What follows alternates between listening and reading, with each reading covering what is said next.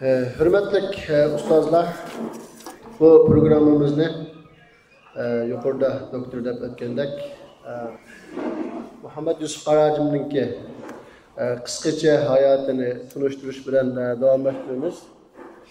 Tüvende ben bunu kıskaça tunuşturup ötümen. Hem de bu bir yani ustazninki neçillik hayatını binetçi minutqa sığdırış hakikaten zorken ben bunu şu kıskagını hazırlap taqdim qilishga tirishdim. Kamiyalari bo'lsa oxirida Qarajim o'zi to'liq o'ylashi mumkin. Muhammed Yusuf Qarajim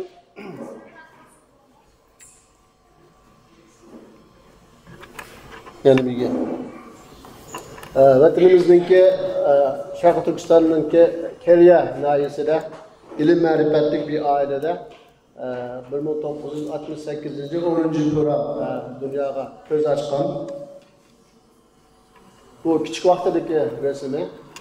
Qarajim yana şu küçük vaktida Kur'an-ı Kerimni yodlashga boshlab 1985 yılı Tuluq o'til maktabini bitirib olgandan keyin şu Tuluq o'til maktabini bitirish bilan birga qarilikni tamomlab şu yillarda Xatli Tiravudin Keriya jamiasida Qur'oni Kerimni to'liq xatini o'tgan.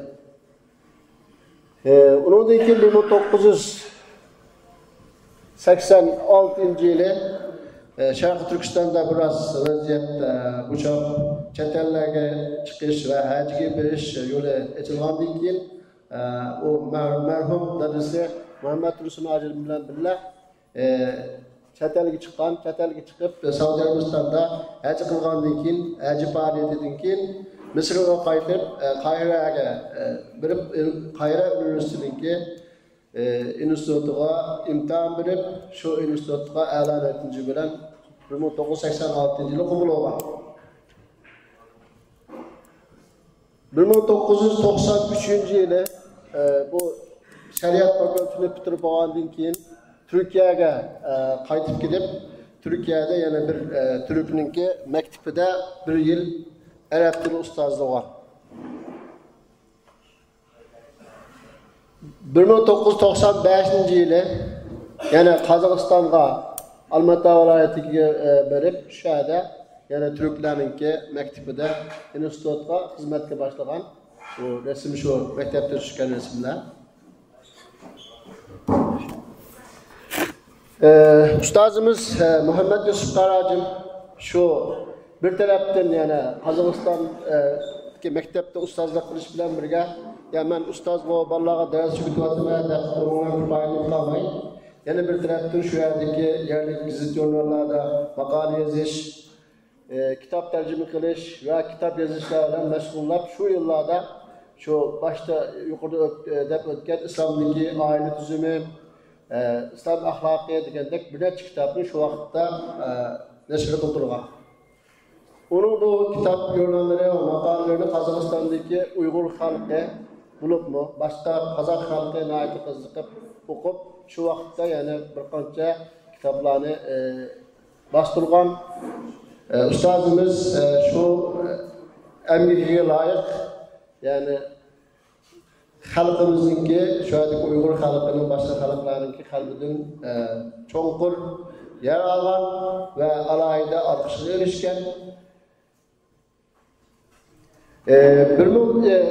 Şu 2021-yilga kelgan vaqtida 2021-yili Saudiya Arabistonidagi davlat radiosi bo'lgan Jidda radiosiningki Uyg'urcha bo'limiga diktorlik xizmatini qilish uchun yerga kelgan.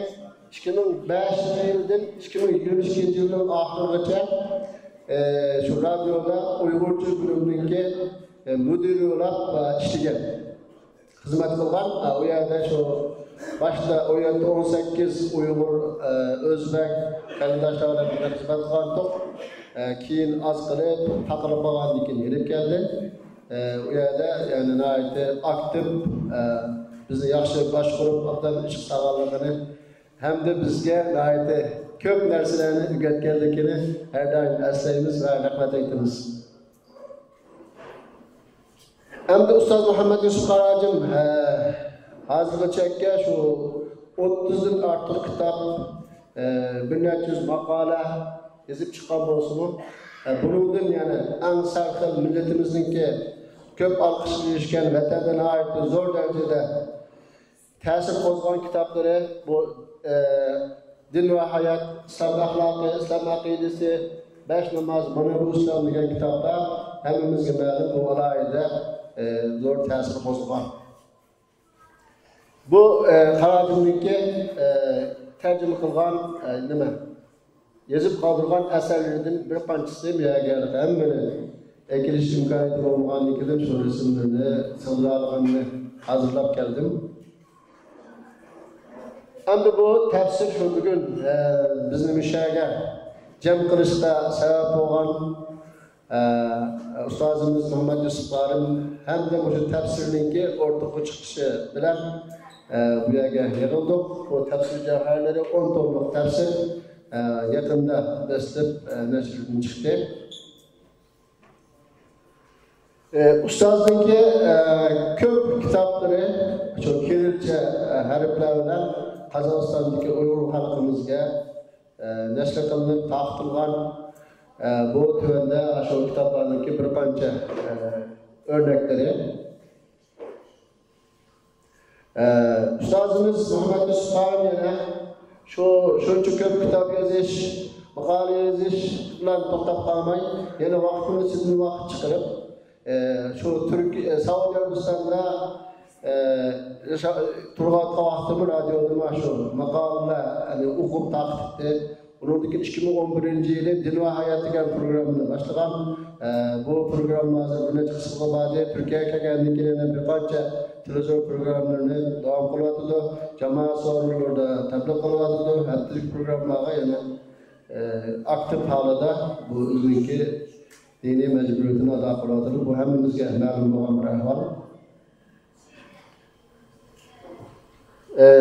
Karacım'daki öz yazgan eserlerinin başlıca tercüme eserleri yukarıda ötkenler Kur'an-ı Kerim Uygur tercümesi, tefsir müyesser ve ilmi ve içtimai makaleler toplumu. Karacım yana bu şu merifet yolunu röpkü çıkandan başlap birinci sanat bazıları çekken merifet yolundaki başlangıçlık vazifesini ötevadıdır. Bu yolun çıkış jarayonida qanchalik jafo tortayotganligini biz ma'lumot heyatidagi ta'sir heyatlar biz bilamiz. Biz shu biroz boshqaruv qilib Karacım'da chiqib jafo salatimiz Allah ajrini bersin.